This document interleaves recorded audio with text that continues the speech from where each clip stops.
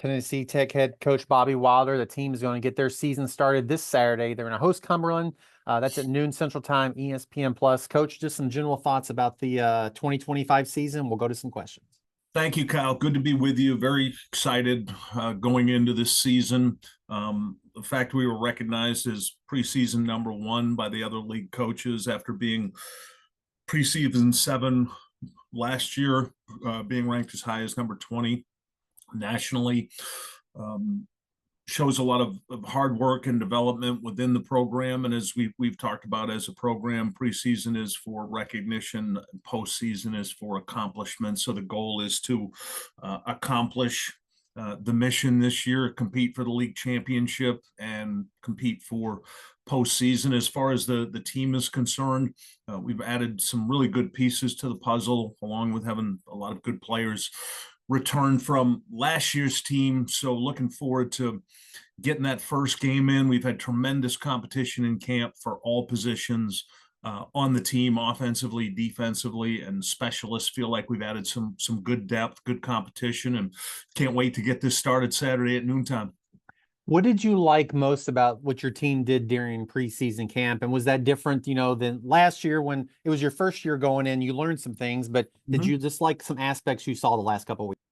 Yeah, competition was the biggest aspect of what came out of preseason camp. For example, last year, I felt like going into the season, we had about 50 players that we were capable of competing for a championship with. This year, I feel like we have about 80 players that we can compete for a championship with. And the difference is now there's more depth at every position, which creates more competition. Everybody wants to start, everybody wants to play. Well, you have to show up every day at practice when you're competing for your job. And that's made us a better team. It made preseason camp more competitive. There were more things we could do in preseason camp last year when we didn't have the depth we have this year. So the biggest thing, Kyle, coming out of this year compared to last year is much more competition.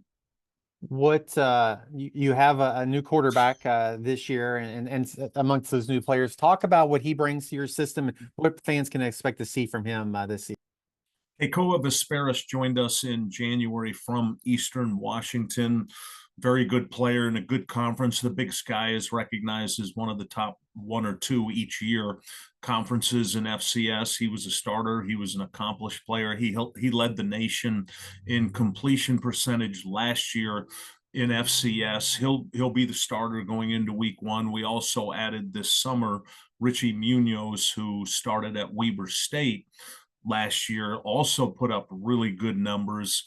So those 2 guys have played very good football in a very good league last year. And then we added Jace Wilson, who started at Texas Southern last year. So we have 3 quarterbacks that are all good football players. Keiko has earned the right to be the starter. What I'm most excited about with that room this year, Kyle, is those 3 players played a combined 2,000 snaps last year of starting football. So they're very adapted at running an operation, running a 2-minute drill, handling adverse situations on the field. And Keiko has had an excellent spring ball and an excellent summer training camp and has earned the right to be named the starter week 1.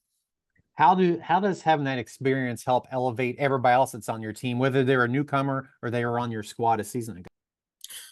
They understand when quarterbacks have experience and they're accomplished. All 3 of these guys have won games. It makes everybody on the offense better. And how that works is their communication within practice, within meetings, how they talk to the other players, the level of confidence that the other players on the offense have in them. For example, when Keikoa Vesperis steps in the huddle, immediately the huddle is different. Everybody recognizes he's been accomplished. When he speaks, everybody else listens. When he talks to a wide receiver about a certain way to run a route versus certain coverage, that wide receiver is paying attention to every word he says, and he's earned that level of credibility based on his performance. And that's how you become a better operation offensively and more productive, is when your quarterback is the leader of the entire offense. You have a very favorable home schedule. I mean, a lot of games at home this year. Your first 3 are going to be at home. So talk about that and just and welcoming a local team right down the road, Cumberland, to this Saturday.